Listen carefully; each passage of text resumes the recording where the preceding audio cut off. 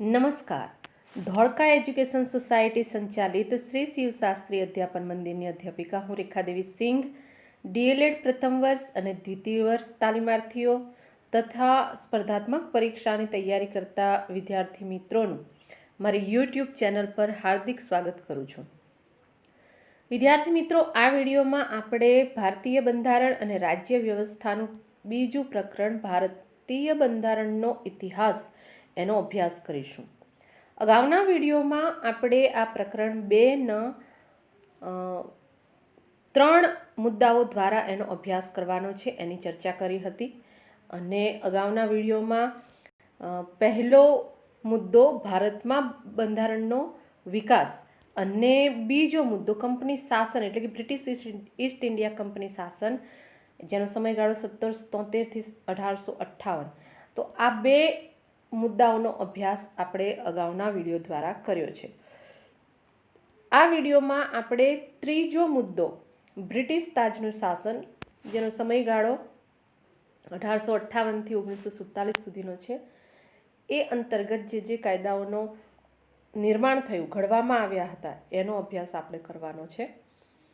British East India company શાસન અંતર્ગત જે રેગ્યુલેટિંગ એક્ટનો એટલે કે જે રેગ્યુલેટિંગ એક્ટ ઘડાયા હતા એનો અભ્યાસ આપણે અગાઉના વિડીયો દ્વારા કર્યો છે. ત્યારબાદ બ્રિટિશ તાજ અંતર્ગત ભારત, જેનો સમયગાળો 1858 થી 1947 છે, એ અંતર્ગત જે કાયદાઓનું નિર્માણ થયું અથવા તો એ અંતર્ગત આપણે જે મુદ્દાઓનો અભ્યાસ કરવાનો છે એની રૂપરેખા એક વખત જોઈ લઈએ વિદ્યાર્થી મિત્રો. તો સૌ પ્રથમ ગવર્મેન્ટ ઓફ ઇન્ડિયા 1858, ત્યારબાદ બીજો ઇન્ડિયન કાઉન્સિલ એક્ટ 1861, ત્યારબાદ ભારત પરિષદ અધિનિયમ 1909, ત્યારબાદ ભારત સરકાર અધિનિયમ 1919, ત્યારબાદ ભારત સરકાર અધિનિયમ 1935, ત્યારબાદ ઓગસ્ટ પ્રસ્તાવ 1940, ક્રિપ્સ પ્રસ્તાવ 1942, કેબિનેટ મિશન 1946 અને માઉન્ટબેટન યોજના 1947. આ તમામ મુદ્દાઓનો અભ્યાસ આપણે બ્રિટિશ તાજ અંતર્ગત ભારત 1858 થી 1947 સુધીનો જે સમયગાળો છે એનો કરવાનો છે, આ મુદ્દામાં કરવાનો છે, એટલે કે ત્રીજા મુદ્દામાં કરવાનો છે. અને આ વિડીયોમાં વિદ્યાર્થી મિત્રો આપણે government of India act 1858, Indian council act 1861, Bharat પરિષદ અધિનિયમ 1909, ભારત સરકાર અધિનિયમ 1919, ભારત સરકાર અધિનિયમ 1935 એનો અભ્યાસ કરીશું. એટલે કે આ વિડીયોમાં આપણે આ જે 5 એક્ટ છે એનો આપણે અભ્યાસ કરીશું. બીજા જે મુદ્દાઓ છે એનો અભ્યાસ માટે બીજો વિડીયો બનાવીશું અને એમાં એનો અભ્યાસ કરીશું. તો વિદ્યાર્થી મિત્રો, બ્રિટિશ તાજ અંતર્ગત ભારત 1858 થી 1947 દરમિયાન જે પહેલો એક્ટ ઘડાયો હતો એ છે ભારત સરકાર અધિનિયમ 1858, જેને અંગ્રેજીમાં ગવર્મેન્ટ ઓફ ઇન્ડિયા એક્ટ 1858 એમ કહેવામાં આવે છે. તો વિદ્યાર્થી મિત્રો, કંપની શાસન અંતર્ગત જે 1857માં વિપ્લવ થયો હતો, આપણા અત્યારના જે ભારતના અભ્યાસક્રમમાં એને ભારતનો પ્રથમ સ્વાતંત્ર્ય સંગ્રામ એ તરીકે ઓળખીએ છીએ. તો એ દરમિયાન જે વિગ્રહ થયો, વિપ્લવ થયો, સંગ્રામ થયો, એના કારણે બ્રિટિશ ગવર્મેન્ટની સંસદે બ્રિટિશ ઈસ્ટ ઇન્ડિયા કંપનીનો જે ભારતમાં જે સત્તા અને શાસન વિસ્તાર હેઠળ સત્તા હતી, એટલે કે સત્તા હેઠળ જે વિસ્તાર હતો એનો વહીવટ જે છે એ બ્રિટિશ રાજાશાહીને સોંપી દીધો. અને એના પછી એટલે કે બ્રિટિશ તાજનું શાસન જે છે એ ભારત પર આવ્યું, એના પછીનો જે પહેલો નિયમ ઘડાયો, અધિનિયમ ઘડાયો, એ છે આ ભારત સરકાર અધિનિયમ 1858. તો ભારતના શાસનને સારું એટલે કે ગુડ ગવર્નન્સ બનાવવાવાળા અધિનિયમના નામથી આ કાયદાએ ઈસ્ટ ઇન્ડિયા કંપનીને સમાપ્ત કરી દીધી, એટલે કે એનું શાસન જે છે એ સમાપ્ત કરી દીધું. અને ગવર્નરના ક્ષેત્રો તથા એને જે સંબંધી શક્તિઓ હતી એ બધી જ બ્રિટિશ રાજાશાહીને હસ્તાંતરિત કરી દીધી. તો આ અધિનિયમે જે બ્રિટિશ ઈસ્ટ ઇન્ડિયા કંપની શાસન હેઠળ જે નિયંત્રણ બોર્ડ અને નિર્દેશક કોર્ટ હતા એને સમાપ્ત કરી દીધી અને એના સ્થાને સેક્રેટરી ઓફ સ્ટેટ એની નિમણૂક કરાઈ. અને આ સેક્રેટરી ઓફ સ્ટેટ એમાં જે ભારત સચિવ હતા એ ભારત સચિવની 15 સદસ્યોની પરિષદ જે છે એનું નિર્માણ કરવામાં આવ્યું, જે એક સલાહકાર સમિતિ હતી. તો એ પ્રમાણે જેને કહેવાય કે એના તમામ અધિકારીઓ જે છે એ બ્રિટિશ મંત્રીમંડળના સભ્ય જે છે એ ભારત મંત્રીને સોંપવામાં આવ્યા. તો પહેલાં જે ગવર્નર જનરલ તરીકે ઓળખાતા હતા એને હવે વાઇસરોય તરીકે ઓળખવા લાગ્યા અને ભારતના સૌ પ્રથમ જે વાઇસરોય જે છે એ લોર્ડ કેનિંગ હતા. સાથે સાથે સિવિલ સર્વિસમાં જે સ્પર્ધાત્મક પરીક્ષા છે એ પરીક્ષા દ્વારા નિમણૂક કરવામાં નક્કી કરવાનું આવ્યું અને સિવિલ સર્વિસ કમિશનની સહાયથી ભરતીઓ થવા લાગી. તો ભારત સરકાર અધિનિયમ 1858માં જે મહત્વના મુદ્દાઓ હતા એની આપણે ચર્ચા કરી વિદ્યાર્થી મિત્રો. હવે આપણે ભારત સરકાર અધિનિયમ 1861 એનો અભ્યાસ કરીશું, એના મહત્વના મુદ્દાઓનો અભ્યાસ કરીશું, જેને અંગ્રેજીમાં ઇન્ડિયન કાઉન્સિલ એક્ટ 1861 એ તરીકે ઓળખવામાં આવે છે. તો આ એક્ટ હેઠળ પોર્ટફોલિયો પદ્ધતિ જે છે એ અમલમાં આવી, એટલે કે વિકેન્દ્રીકરણની શરૂઆત થઈ. પોર્ટફોલિયો પદ્ધતિ એટલે વિદ્યાર્થી મિત્રો કે કોઈ પર્ટિક્યુલર જે ડિપાર્ટમેન્ટ છે કોઈ પર્ટિક્યુલર વ્યક્તિને સોંપવામાં આવે, જેમ કે અત્યારનું આપણું જે છે એ કે ઉર્જા મંત્રી, રમતગમત મંત્રી, ગૃહમંત્રી, આ બધા જે છે એ અલગ અલગ ખાતાઓ કોઈ એક વ્યક્તિને સોંપવામાં આવે છે. તે બાબત એને પોર્ટફોલિયો પદ્ધતિ એમ કહેવામાં આવે છે. ત્યારબાદ કાયદાના નિર્માણ માટે ગવર્નર જનરલની જે પરિષદ હતી એ પરિષદની સંખ્યા જે છે એ વધારવામાં આવી. ગવર્નર જનરલ અને પોતાની પરિષદમાં, એટલે કે ગવર્નર જનરલને પોતાની જે પરિષદ છે એમાં ભારતીય જનતાના પ્રતિનિધિ રાખવાની છૂટ આપવામાં આવી, જે બ્રિટિશ ઈસ્ટ ઇન્ડિયા કંપનીના શાસન દરમિયાન નહોતી. તો આ એક્ટ એટલે કે આ બાબતને ધ્યાનમાં રાખીને 1862માં લોર્ડ કેનિંગ દ્વારા 3 ભારતીયોની નિમણૂક જે છે એ વિધાનસભામાં કરવામાં આવી અને એ 3 ભારતીયો હતા બનારસના રાજા, બીજા પટિયાલાના મહારાજા અને ત્રીજા હતા સર દિનકર રાવ, જેઓની વિધાન પરિષદમાં નિયુક્તિ આ લોર્ડ કેનિંગ દ્વારા કરવામાં આવી. ત્યારબાદ મુંબઈ અને મદ્રાસને કાયદો બનાવવાની શક્તિ આ અધિનિયમ હેઠળ આપવામાં આવી, જે બ્રિટિશ ઈસ્ટ ઇન્ડિયા કંપનીના શાસન દરમિયાન નહોતી.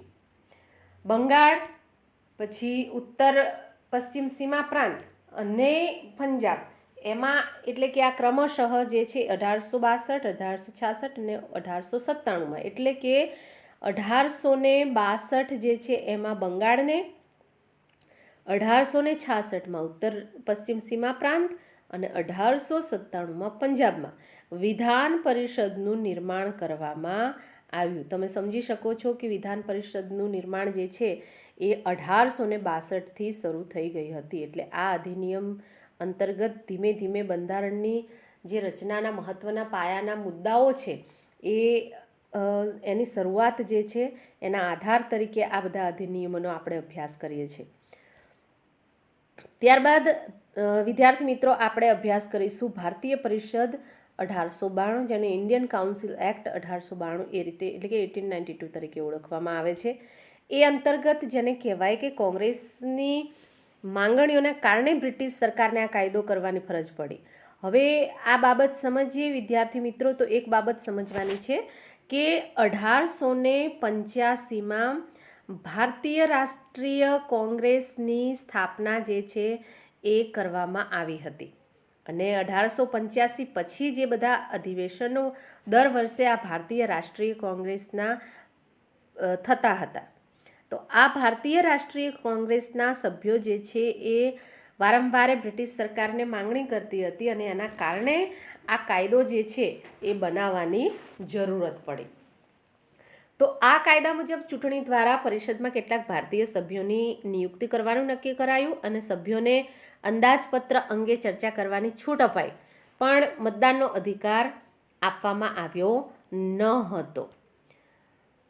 6 દિવસ પહેલાં નોટિસ આપીને સભ્યો હવે જાહેર હિતમાં પ્રશ્ન પૂછી શકે એવી પણ જોગવાઈ આ અધિનિયમ હેઠળ કરવામાં આવી. કેન્દ્રીય અને પ્રાંતીય વિધાન પરિષદોનો વિસ્તાર કરવામાં આવ્યો.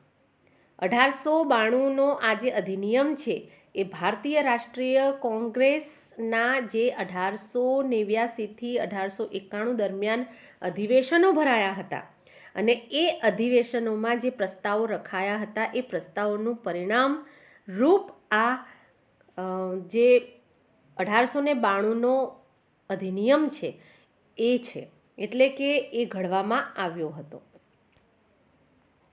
ત્યારબાદ વિદ્યાર્થી મિત્રો આપણે અભ્યાસ કરીશું ભારતીય પરિષદ 1909, જેને અંગ્રેજીમાં ઇન્ડિયન કાઉન્સિલ એક્ટ 1909 તરીકે ઓળખવામાં આવે છે. અને આ જે કાયદો છે એ મોલ મિન્ટો સુધારાઓ તરીકે ઓળખાય છે. આ કાયદા દ્વારા પ્રથમ વખત જ દેશમાં જવાબદાર અને લોકપ્રિય સરકાર આપવાની દિશામાં પ્રયાણ કરાયું. વિદ્યાર્થી મિત્રો, અહીંયા સહકાર શબ્દ છે, પરંતુ એ ભૂલથી ટાઈપિંગ થઈ ગયેલો છે. એની જગ્યાએ સરકાર શબ્દ જે છે એ સમજવાનો છે. હવે આ કાયદો જે છે એ મોલ મિન્ટો સુધારાઓ તરીકે ઓળખાય છે. શા માટે? તો તે વખતે જે ભારત મંત્રી એટલે કે ઇન્ડિયન સેક્રેટરી જે છે એ મોલ હતા અને વાઇસરોય તરીકે લોર્ડ મિન્ટો હતા, અને એના કારણે આ કાયદો જે છે મોલ મિન્ટો સુધારાઓ તરીકે ઓળખાય છે. તો સૌપ્રથમ આ કાયદા હેઠળ ચૂંટણીની વ્યવસ્થાની શરૂઆત થઈ અને આ અધિનિયમે પૃથક એટલે જુદી જુદી, તો ચૂંટણીના આધાર પર એટલે કે જુદી જુદી ચૂંટણીના આધાર પર મુસ્લિમો માટે સાંપ્રદાયિક પ્રતિનિધિત્વની જોગવાઈ કરી. તો અત્યાર સુધી હિન્દુ મુસ્લિમ જેવું કંઈ હતું નહીં, પરંતુ હવે પછી આ ચૂંટણીમાં જેને કહેવાય કે મુસ્લિમ માટે એક પ્રતિનિધિત્વની અલગ જોગવાઈ કરીને લોર્ડ મિન્ટોએ સાંપ્રદાયિક બાબતોને ઉજાગર કરી દીધી. અને એટલા માટે જ જેને કહેવાય કે લોર્ડ મિન્ટો જે છે એ સાંપ્રદાયિક ચૂંટણીના પિતા તરીકે ઓળખવામાં આવે છે. આ અધિનિયમ હેઠળ જે ગવર્નર જનરલની જે કારોબારી સભા હતી એ કારોબારીમાં એક ભારતીય સભ્યને નિમણૂક કરવાની છૂટ આપવામાં આવી. અને એ રીતે જેને કહેવાય કે આ અધિનિયમે કેન્દ્રીય અને પ્રાંતીય વિધાન પરિષદના આકારમાં પણ ઘણી વૃદ્ધિ કરી.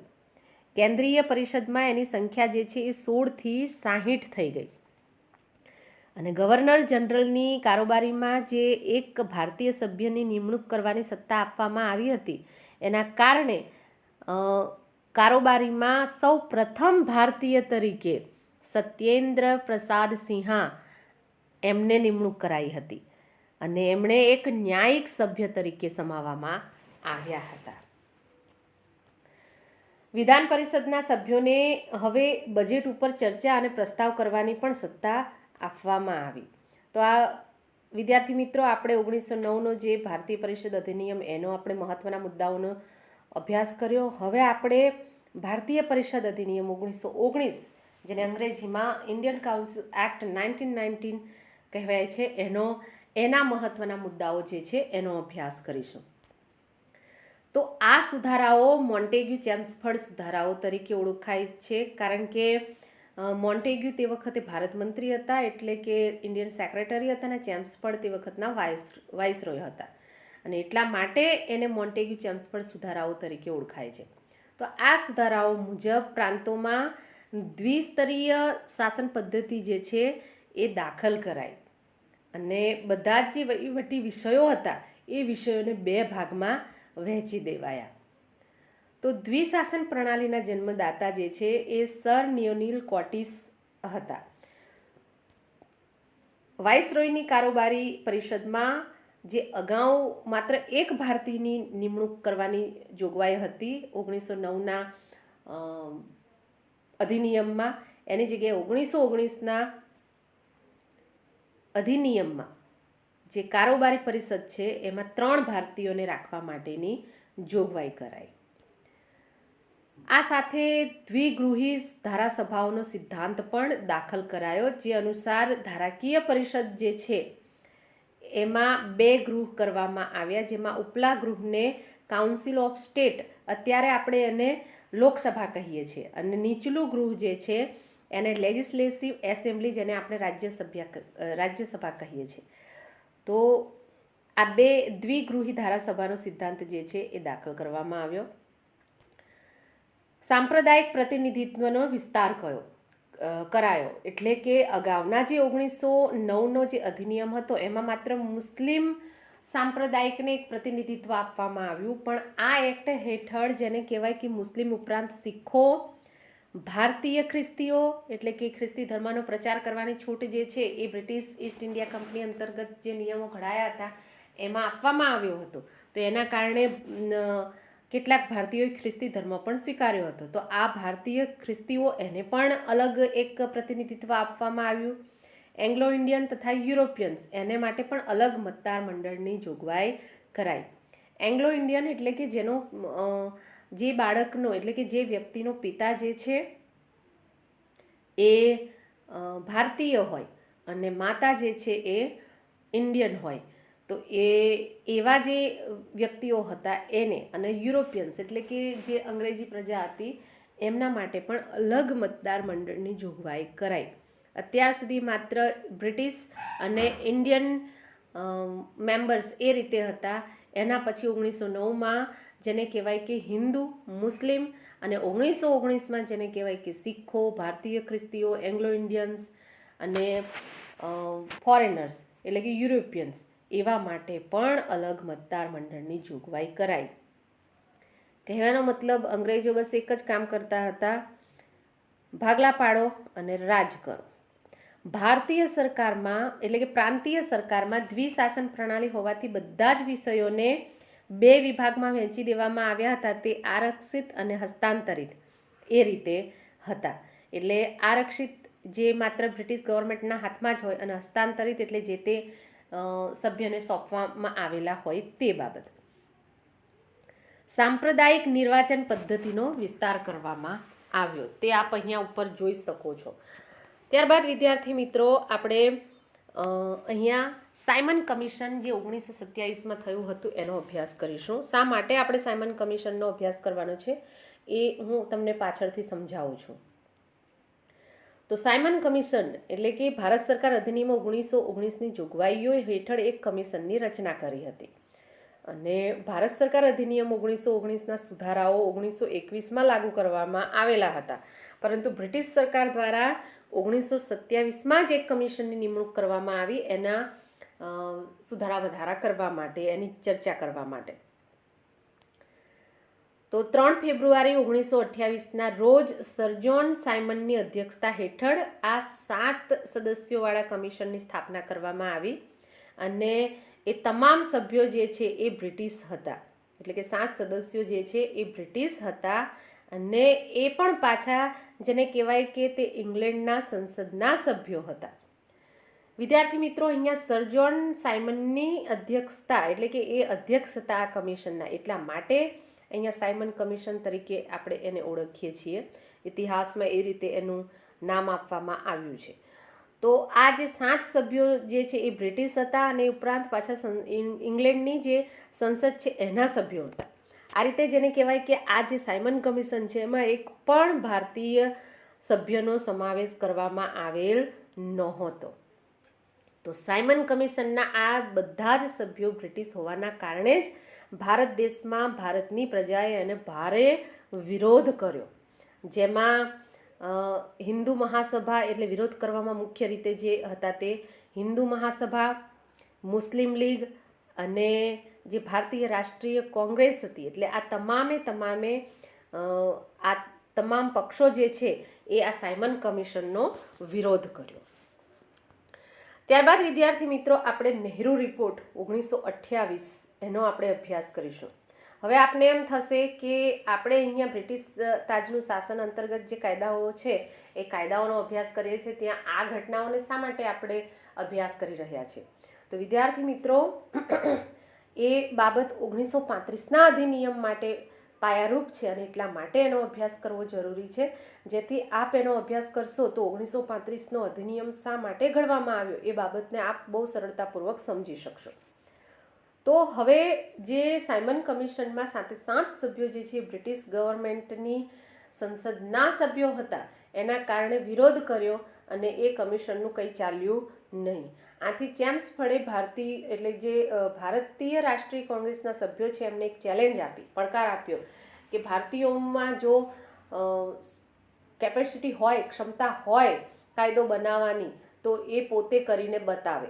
તો આ પડકાર જે છે એ ભારતીય રાષ્ટ્રીય કોંગ્રેસે ઝીલી લીધો અને એ રીતે જેને કહેવાય કે ભારતીય બંધારણનો પ્રારૂપ તૈયાર કરવા માટે પંડિત મોતીલાલ નહેરુ, કે જે જવાહરલાલ નહેરુના પિતા હતા, તો એમની અધ્યક્ષતા હેઠળ એક સમિતિની નિમણૂક કરવામાં આવશે.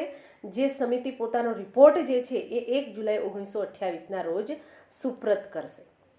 તો આ સમિતિમાં જે અગત્યના આગેવાનો હતા એમાં તેજ બહાદુર સપ્રુ, સર અલી ઇમામ, શ્રી MS અણે, સરદાર મંગલસિંહ, સોઈબ કુરેશી, GR પ્રધાન અને સુભાષચંદ્ર બોઝ, આ બધા જે છે એ આ સમિતિના આગેવાનો હતા. હવે આ સમિતિમાં રિપોર્ટ જે છે, રિપોર્ટમાં કઈ કઈ બાબતોનો ઉલ્લેખ કરેલો હતો, તો એમાં નાગરિકોને મૂળભૂત અધિકારો આપવાનો ઉલ્લેખ કરવામાં આવ્યો અને એમાં કુલ જેને કહેવાય કે 19 મૂળભૂત અધિકારોનો ઉલ્લેખ હતો. અત્યારનું આપણું જે ભારતનું બંધારણ છે એમાં માત્ર 6 મૂળભૂત અધિકારો જે છે એનો સમાવેશ કરેલો છે, પણ નહેરુ રિપોર્ટમાં તે વખતે ભારતીય રાષ્ટ્રીય કોંગ્રેસે 19 મૂળભૂત અધિકારનો ઉલ્લેખ કરેલો હતો, એટલે કે માંગણી કરી હતી. ત્યારબાદ કેન્દ્ર અને રાજ્ય વચ્ચે સત્તાનું વિભાજન, જે હાલના આપણા બંધારણમાં અમલમાં છે. ત્યારબાદ સાંપ્રદાયિક મત અધિકારના બદલે સંયુક્ત પ્રતિનિધિત્વના આધારે મત આપવાનો અધિકાર, એ બાબત. એના પછી દેશમાં ધર્મનિરપેક્ષતાને પ્રોત્સાહન આપવું જેવા જે મહત્વના મુદ્દાઓ છે એનો સમાવેશ આ નહેરુ રિપોર્ટમાં કરવામાં આવ્યો હતો. તો અહીંયા આપણે વિદ્યાર્થી મિત્રો ભારતીય પરિષદ અધિનિયમ, ઇન્ડિયન કાઉન્સિલ એક્ટ 1935 એનો અભ્યાસ હવે આપણે કરવાના છીએ. અહીંયા હું આપને કહેવા માંગુ છું કે સાયમન કમિશન અને નહેરુ રિપોર્ટ એ બંનેના આધાર ઉપર ભારતીય પરિષદ અધિનિયમ 1935 ઘડાયો હતો. 1919ના અધિનિયમ પછી, એટલે કે 1927થી 1928માં ભારતીય રાષ્ટ્રીય કોંગ્રેસના સભ્યો સ્વતંત્રતા શું છે, એક નાગરિક તરીકે કેવા કેવા હક્કો હોવા જોઈએ એ બાબત જે છે એનો સંપૂર્ણપણે અનુભવ અને વિચાર કર્યા પછી નહેરુ રિપોર્ટમાં જે બાબતો મૂકવામાં આવી હતી, જે મુદ્દાઓ મૂકવામાં આવ્યા હતા, એનો આધાર લઈને ભારતીય પરિષદ અધિનિયમ 1935 એની રચના કરવામાં આવી હતી, એટલે કે એ કાયદો જે છે એ ઘડવામાં આવ્યો હતો. તો આ જે અધિનિયમ છે એ અધિનિયમમાં 10 પરિશિષ્ટ અને 321 અનુચ્છેદ હતા.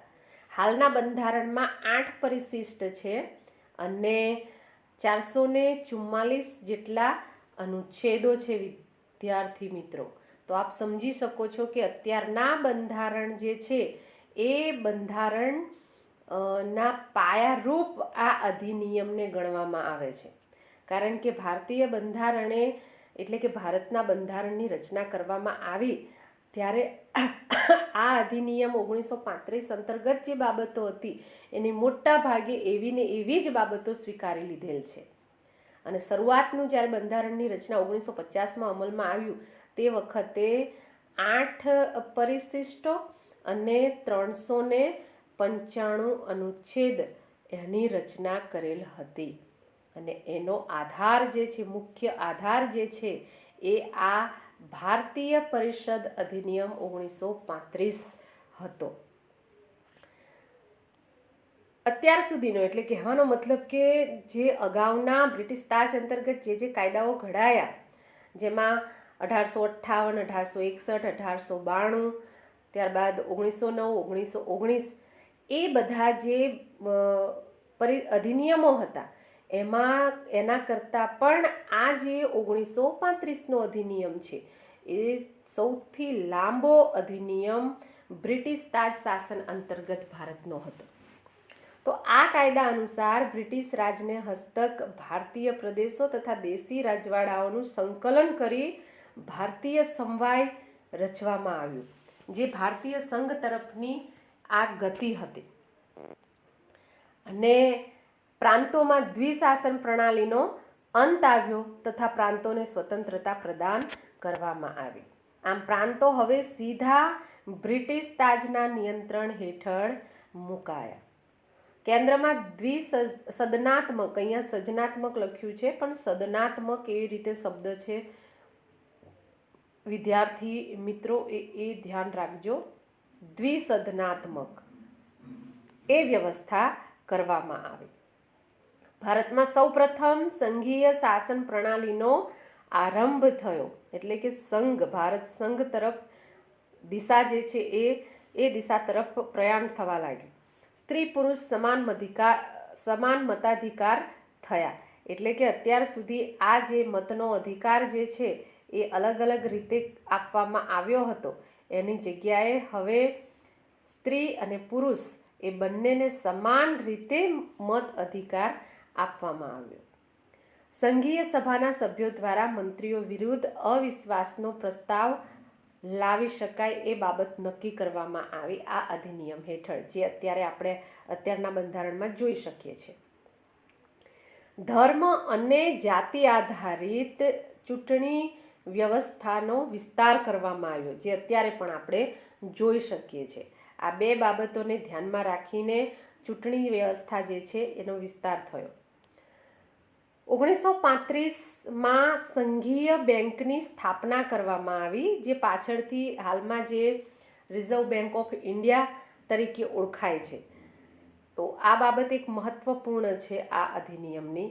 ત્યારબાદ બીજી એક મહત્વની બાબત જે છે એ છે કે 1937માં સંઘીય ન્યાયાલયની સ્થાપના થઈ અને પ્રાંતીય સ્વતંત્રતા અસ્તિત્વમાં આવી. પ્રાંતીય સ્વતંત્રતા એટલે કે જે રાજ્ય પ્રમાણે હોય તે બાબત.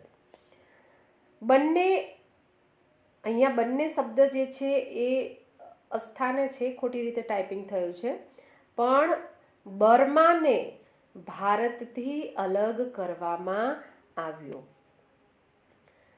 તો વિદ્યાર્થી મિત્રો, અહીંયા આપણે આ ભારતીય પરિષદ અધિનિયમ 1935 એનો સંપૂર્ણ રીતે અભ્યાસ કર્યો છે. છતાં પણ જે સંઘીય વિધાનમંડળ એટલે ભારતીય સંઘ જે છે એ તે વખતનું જે રાજકીય સ્વરૂપ હતું એ કેવું હતું એનો ચાર્ટ એક વખત જોઈ લઈએ. તો અહીંયા ભારત શાસન અધિનિયમ 1935 પ્રમાણે સંઘીય વિધાનમંડળ જે છે એ અસ્તિત્વમાં આવ્યું, જેમાં બે ગૃહી જે છે એ બાબત અસ્તિત્વમાં આવી, જેમાં નીચલું ગૃહ એને સંઘીય સભા કહેવામાં આવ્યું અને ઉપલા ગૃહને રાજ્ય પરિષદ કહેવામાં આવ્યું. તો સંઘીય સભાના જે સભ્યો હોય એનો કાર્યકાળ જે છે એ 5 વર્ષનો રાખવામાં આવ્યો અને અપ્રત્યક્ષ રીતે ચૂંટણી કરવામાં આવતી અને એની સભ્ય સંખ્યા જે છે એ 375ની રાખવામાં આવી. હાલમાં આપણે જોઈએ છે કે 545 જેટલી સભ્ય સંખ્યા છે. એમાં 250 જે છે એ પ્રાંતોમાંથી અને 125 છે એ તે વખતે દેશી રજવાડામાંથી. અહીંયા આપણે જોઈ શકીએ છીએ કે 250 જે છે પ્રાંતમાંથી છે એ બાબત જે છે એ અત્યારની જે ચૂંટણી વ્યવસ્થા છે એમાં પણ લોકસભામાં એ રીતે જ છે અને 125 દેશી રજવાડામાંથી છે 1935ના અધિનિયમમાં. તો અત્યારે જે છે એમાંથી કેટલાક સભ્યો જે છે એ રાષ્ટ્રપતિ દ્વારા નિમણૂક પામતા હોય છે. તો એ જ રીતે વિદ્યાર્થી મિત્રો, જે રાજ્યસભાનું ગૃહ તરીકે અત્યારે ઓળખાય છે એ તે વખતે રાજ્ય પરિષદ તરીકે ઓળખાતું છે અને એ વખતે 3 વર્ષે 1/3 સભ્યો નિવૃત્ત થાય છે. તો એ બાબત હજુ સુધી પણ ચાલુ છે અને એમાં પ્રત્યક્ષ ચૂંટણી જે છે એ સભ્ય સંખ્યા જે છે એ 260, એમાંથી જે 156 જે છે એ ચૂંટાયેલા પ્રાંતમાંથી અને બીજા જે 106 જે છે એ દેશી રજવાડામાંથી હતા. એ બાબતનો પણ અત્યારે છે કે દેશી રજવાડાઓ જે છે એ દેશી રજવાડા છે એની જગ્યાએ અત્યારે રાષ્ટ્રપતિ દ્વારા એમાં નિમણૂક કરવામાં આવે છે. તો આ જે વિદ્યાર્થી મિત્રો 1935નો જે ભારત શાસન અધિનિયમ છે એ હાલનું જે બંધારણ છે એ બંધારણના રચના માટે બહુ જ ઉપયોગી કરતા જેને કહેવાય કે આધારરૂપ આ 1935નો અધિનિયમ ગણાય છે. આ 1935ના અધિનિયમમાં જે બાબતો હતી એમાંની મોટા ભાગની તો એવી ને એવી જ અત્યારના બંધારણમાં સ્વીકારી હતી. તો વિદ્યાર્થી મિત્રો, અહીંયા આપણે ત્રીજો મુદ્દો, પ્રકરણ 2નો ત્રીજો મુદ્દો, ભારતીય તાજનું શાસન, જેનો સમયગાળો 1858થી 1947 સુધીનો છે, જેમાં આપણે જે અધિનિયમો એટલે કે અધિનિયમોનો અભ્યાસ કર્યો એ ટોટલ અધિનિયમ જેને કહેવાય કે 6 છે, એ 6 અધિનિયમોનો આપણે અભ્યાસ કર્યો. જેમાં પહેલો 1858, બીજો 1861, ત્રીજો 1892, ચોથો 1909, પાંચમો 1919 અને છઠ્ઠો 1935. આ તમામ અધિનિયમોની ચર્ચા જે છે કરી છે અને મહત્વના મુદ્દાઓનો આપણે અભ્યાસ કર્યો છે. હવે પછીના જે ઓગસ્ટ પ્રસ્તાવ, પછી ક્રિપ્સ પ્રસ્તાવ,